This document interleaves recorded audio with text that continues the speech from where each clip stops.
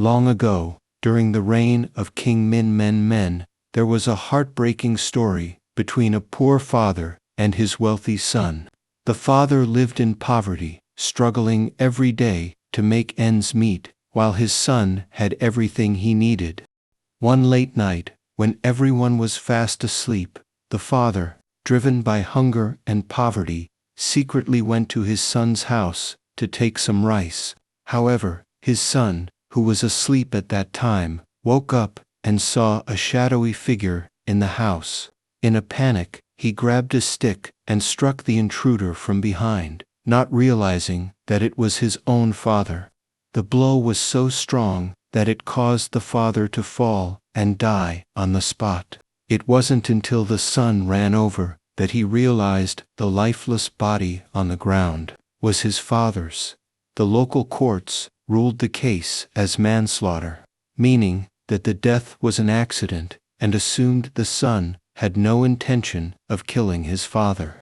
The case was considered settled and sent to the capital, Hue, for King Minh Mạng to review. When King Minh Mạng received the case, he didn't rush to a decision. He spent an entire night reflecting, reading through the case file repeatedly, and contemplating every detail of the story. After this long reflection, the king decided to reject the initial ruling and called for a retrial. He believed that the crime wasn't just manslaughter, but also something more serious. The king questioned why the father had to resort to stealing from his own son. Why would a wealthy son let his father suffer in such poverty that the father had to steal rice from his own son's house? King Minh Mạng declared that the son had committed a greater crime than killing his father. It was a crime of filial disrespect. Before he mistakenly struck his father, the son had allowed his father to die of hunger and live in shame and loneliness. The father's death wasn't just a physical death, but also the death of dignity and respect for the one who gave life.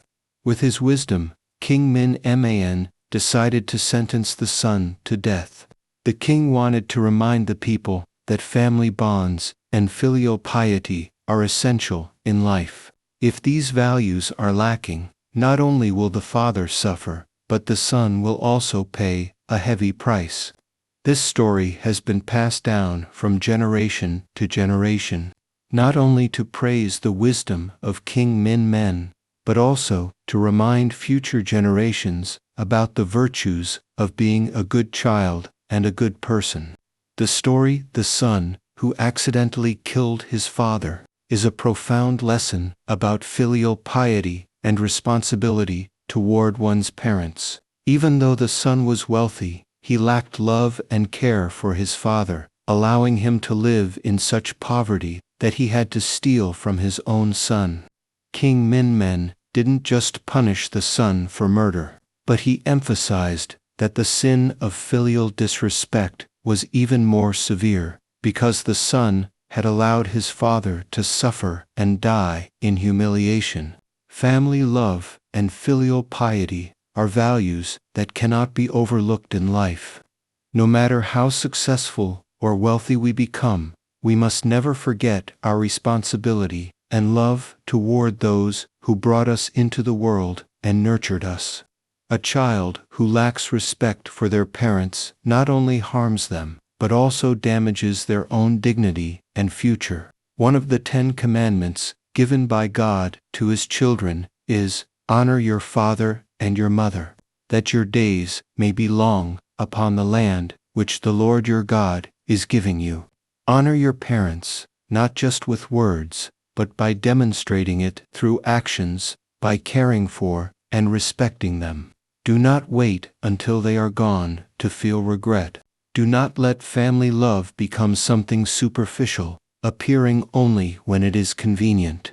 Live every day with respect and gratitude toward your parents, for that is what pleases the Lord. Let filial piety become a part of our lives, so that we never regret being neglectful or irresponsible toward the family that God has blessed us with.